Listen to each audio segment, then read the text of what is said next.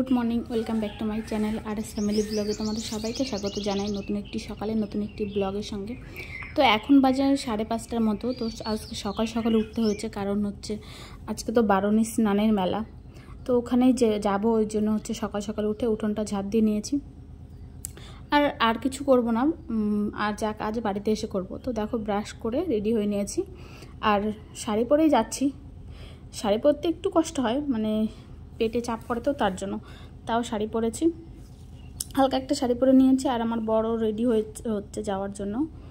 তো বেরাবো আমরা। আর যাব বলতে আমাদের বাড়ির থেকে ওই মানে প্রায় 5 কিলোমিটারের মতো হবে, মানে যেখানে বারণী স্নানের মেলা হয়। তো আমরা স্কুটিতে করেই যাব।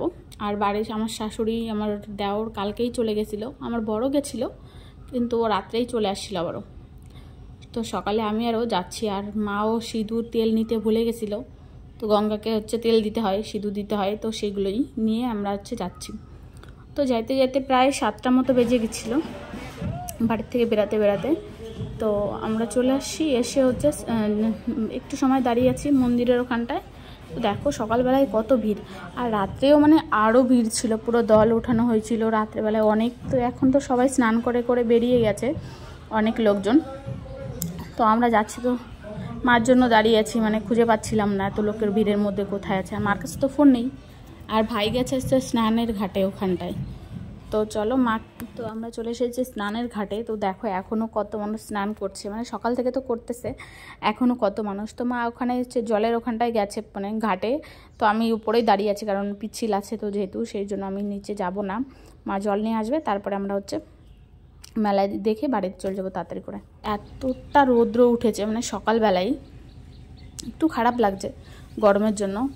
তার আগে দেখাই মেলা থেকে কি এনেছি। তো বাচ্চাদের কয়েকটা ফটো নিয়ে এসেছি 4টা।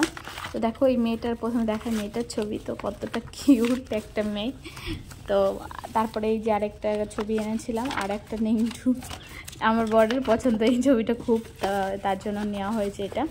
আরেকটা ফটো এনেছি, ওটা হচ্ছে 3টা বাচ্চা। তো মানে ফোনটা ধরেছি কিন্তু কেমন করে যে হয়েছে ফটোগুলোই করা। আর এই 3টা ছবি এনেছিলাম, মানে 3টা বাচ্চার ছবি এনেছিলাম, মোট 4টে ফটো আনা হয়েছে। আর এই হাঁসের বাচ্চা দুটো এনে দিয়েছে আমার ভাই, মানে দেওর। তো ও হচ্ছে সকালেই চলে এসেছিলো আমরা যাওয়ার পর। আর এই পুতুলটা এনে দিয়েছে তোমার মানে আমার বর। তো রাত্রেবেলায় যখন মেলায় গেছিলো, মেলার থেকে নিয়ে এসেছে এই পুতুলটা। আর আমি কয়েকটা ঘরের জন্য পাপোস এনেছি, মানে ঘরে মানে বসে খাওয়ার জন্য। তো এই রকম 5টা এনেছি, আর একটা এনেছি ঘরের মানে আমার খাটের নিচে রাখার জন্য পাপোস। তো এই কয়টা জিনিস এনেছি। তো তারপরে দেখাই কি রান্না করেছি আজকে। তো আজকে সকালে রান্না করেছি হচ্ছে সজনার ডাঁটা দিয়ে চচ্চড়ি, সর্ষা বাটা দিয়ে। আর করেছি হচ্ছে উচ্ছে ভাজি মানে সকালবেলায় তাড়াতাড়ি করে রান্না হয়েছে, তো কাজে যাবে যে তার জন্যই। আর এখানে দেখো ডিমের ঝোল রান্না করেছি, বেগুন দিয়ে আলু দিয়ে মুরগির ডিমের ঝোল। আমরা 9টার মধ্যে মেলা থেকে যেহেতু চলে এসেছিলাম, তো তাড়াতাড়ি করে রান্না করেছি কারণ ও কাজে বেরোবে।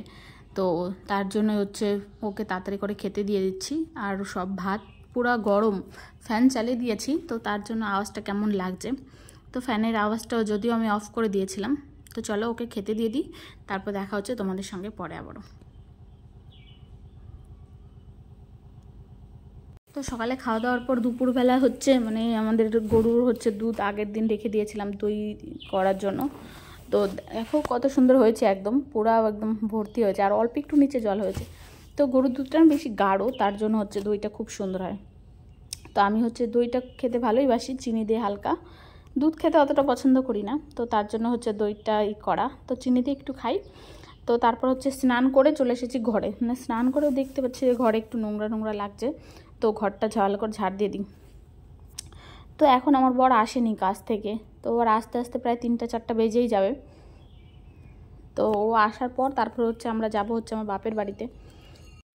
তো ডাক্তারে দেখানো আবার টাইমও হয়ে গেছে আমার। তো আমরা তো ইসলামপুরেই দেখাই ডাক্তার। আমি প্রথমে 4 মাস পর্যন্ত মানে শিলিগুড়িতেই দেখিয়েছিলাম। তো তারপরে বাড়িতে আসার পর বাড়িতেই দেখাচ্ছি, কারণ আমার তো এখানেই থাকতে হবে, তো তার জন্য এখানেই দেখাচ্ছি। তো এবার হচ্ছে আমার 7 মাসের তো দেখানো হয়ে গেছিলো, তো 8 মাসের ডাক্তার দেখাবো, শুরুতেই দেখাবো। তো একটা রিপোর্টও করতে হবে।